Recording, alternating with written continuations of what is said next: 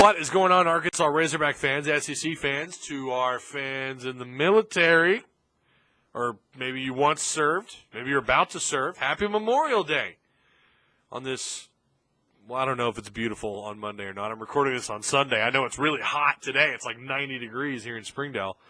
But, yeah, to all of you, happy Memorial Day. We really do appreciate your sacrifice.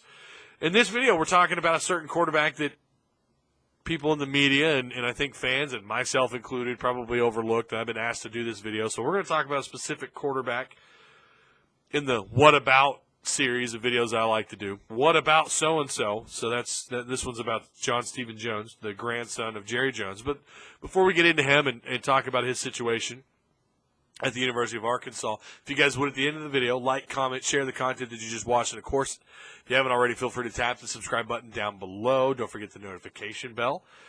And, yeah, let's kick this thing off. There's been some good stuff written about John Stephen Jones, and there's an article that popped up this weekend. I'll leave you guys the description, or I'll leave you the link down below in the description box. But he talked about John Stephen being fully aware that, you know,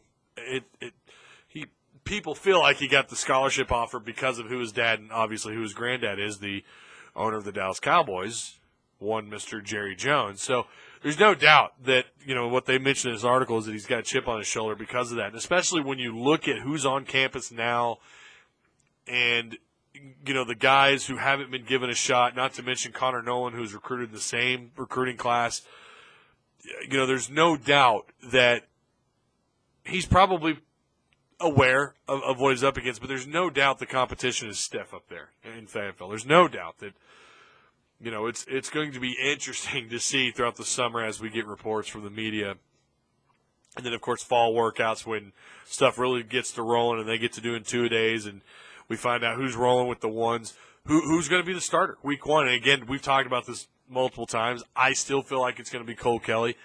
It wouldn't surprise me if Chad Morris did something off the wall and just threw whoever, you know, maybe he throws John Stephen Jones out there. And I know a lot of people instantly are like, no way does a true freshman come in, you know, him or Connor Noland. No way. And I agree. I think the odds, just the fact that they're freshmen, the odds are stacked up against them. And then you talk about Ty Story and Cole Kelly, who are a little bit older. Cole Kelly, who's actually played and started against SEC opponents, one of those being Alabama on the road last year. John Stephen Jones. Another thing, not only is he coming in against some pretty good competition. John Stephen Jones is 5'10", you know, I think he's 190 pounds soaking wet.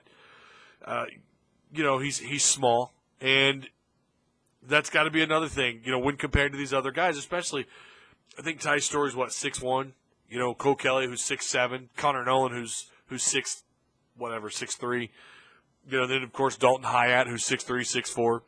So you've got two things now kind of stacked up against him. It's not only maybe his name is what brought him on campus and the fact that the competition is going to be pretty tough on campus, but he's also a little bit shorter.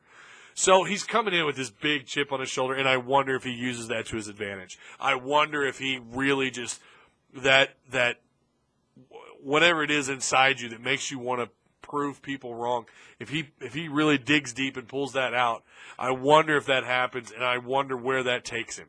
If maybe he surprises everybody and down the road, maybe not this year, but down the road, who knows?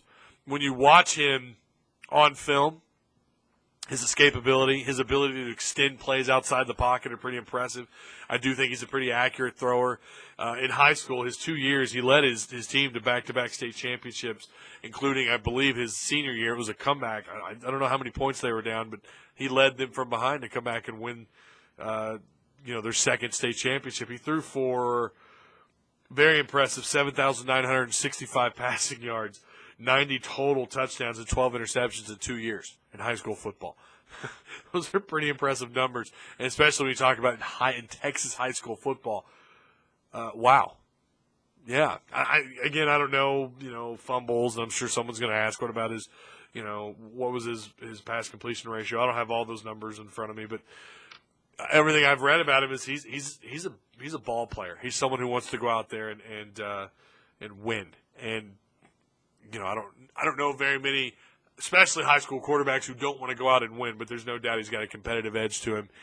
And, again, I hope that he digs deep and maybe pulls some of that out. in Fayetteville on campus. And if he does, I think he could surprise some people. But again, when we do these what about videos, and I've got some more planned that I'm going to do on defense. It's the defense's turn. I always look for that one thing that kind of maybe separates them from the rest. I think the one thing that does separate John Stephen Jones is the very thing that they write about at WholeHogSports.com, is that he's got a chip on his shoulder and he's got something to prove, and he wants to prove people that he didn't get a scholarship offer just because of his last name. All right, guys, that's going to do it. Thank you so much for stopping by and checking out the video. If you guys would, like I said at the beginning, don't forget, like, comment, share, subscribe, all that wonderful stuff, and we'll see you again hopefully later this week. Again, happy Memorial Day, and be safe.